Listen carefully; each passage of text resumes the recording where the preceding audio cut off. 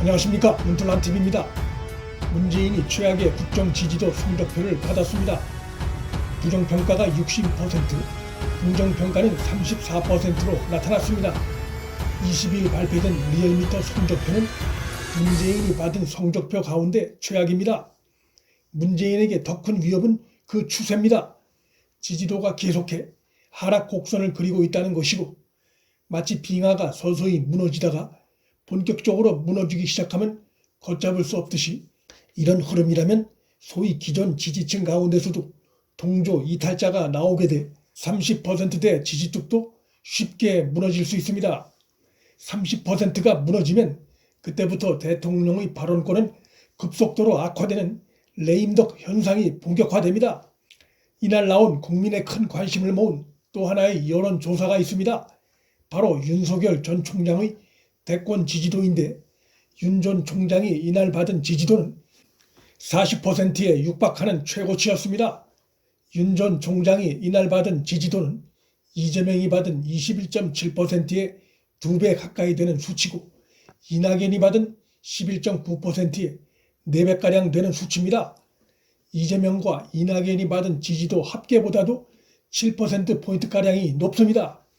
야권에 속하는 대선 주자가 여권의 두 유력 대선 후보가 받은 지지도 합계보다도 단독으로 앞선 것은 현 정권 들어 이번이 처음 나타난 현상이고, 이것은 정권 교체에 대한 국민의 열망이 얼마나 높은지가 윤석열 전 총장을 통해 나타난 것이라 할 수 있습니다.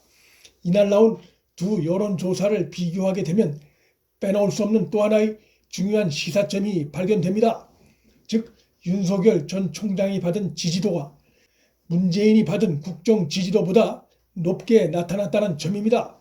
물론 대통령의 국정 지지도는 누구와 비교되는 것이 아니어서 둘을 단순 비교하기는 무리가 있지만, 그럼에도 지금까지 야권이든 여권이든 대선 후보 지지도가 대통령의 국정 지지도를 넘어선 것은 윤 전 총장이 처음입니다.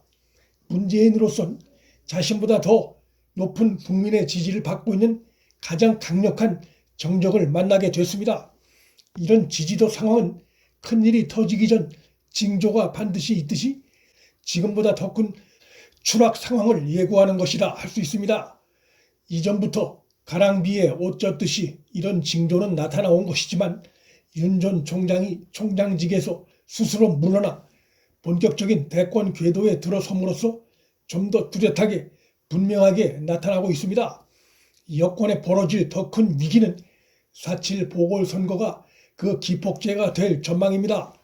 현재 나타나고 있는 모든 지표들, 문재인의 국정 지지도, 특히 서울에서 30% 아래로 떨어진 최악의 국정 지지도, 역전된 정당 지지도, 야권 후보들의 여권 후보에 대한 압도적 우위, 그리고 시민들의 정권 교체에 대한 높은 열망 등 어느 지표 하나라도 모두 다 범야권에 유리하게 전개되고 있습니다.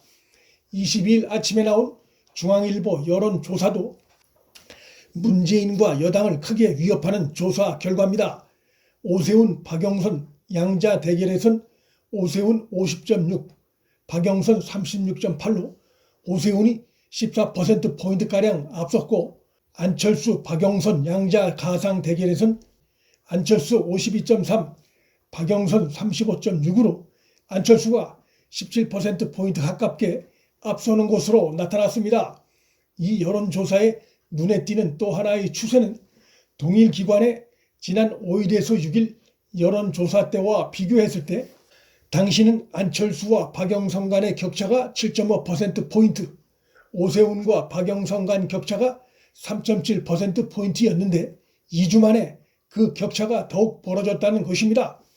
즉, 선거일이 다가오면서 격차가 더 벌어지고 있는 추세입니다.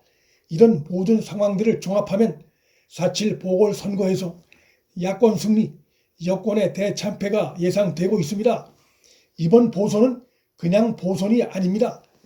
서울과 부산이라는 두 거대 도시의 수장을 뽑는 선거이고, 대선 1년 앞둔 선거라는 점에서 내년 대선에 바로미터 성격이 강한 보궐선거입니다.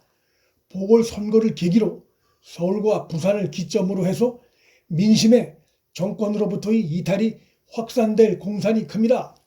이번 4.7 보궐선거에서 패한 여권은 대선일이 1년도 안 남았다는 점에서 극심한 내홍 국면에 빠져들 수밖에 없습니다.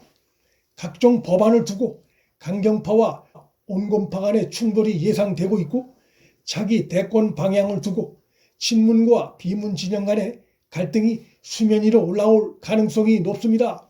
그런 충돌 과정에서 강경파 행태에 불만을 가진 당내 일부 세력들이 탈당을 하거나 차기 대선에 가장 가깝게 가 있는 윤석열과 합류하려는 시도가 벌어질 수도 있습니다. 집권당에 속해 있는 것과 그렇지 않은 것엔 엄청난 차이가 있기 때문에 향후 대권이 윤석열에게로 넘어간다는 판단이 서면 그리로 옮기려는 국회의원들이 여당에서도 얼마든지 나올 수 있습니다. 즉 4.7 보선 후에 정계가 어떤 형태로든 개편되는 상황이 벌어질 수 있는 것입니다. 문정권 하에서 나타나고 있는 국가적 위기 상황들은 그런 정계 개편을 더욱 촉진할 공산이 큽니다. 이 정권의 뇌관인 부동산 문제는 남은 1년 기간에 해결할 수 있는 문제가 아닙니다. 충분한 코로나19 백신 확보 실패는 정권의 무능을 상징하는 것이 됐고, 고용 문제는 사상 최악으로 떨어졌습니다. 문재인 정권 들어 주 40시간 이상 근무하는 풀타임 일자리가 195만 개나 사라진 것으로 최근 나타났습니다. 주 40시간 미만의 단기간 근로자는 213만 명이나 폭증했습니다. 경제와 고용시장이 골물대로 골맞다는 지표입니다. 코로나19 핑계를 대기도 어렵습니다. 2018년에 이미 역대 최저치로 고용이 떨어졌습니다. 이 정권이 개혁으로 포장했던 검찰개혁은 정권의 각종 비리를 수사해온 검찰 수사권의 약화를 노린 정치적 보복이라는 것을 국민이 알고 있습니다. 정권 교체는 그 여건이 무르익고 있는 상황이고, 여기에 유력한 대선 주자가 안 보이던 야권 진영에 윤석열 전 총장이 등장함으로써 현실화될 가능성이 더 높아졌습니다. 4.7 보궐선거 후 윤석열 전 총장이 정계 개편의 핵으로 등장할 가능성이 커졌습니다.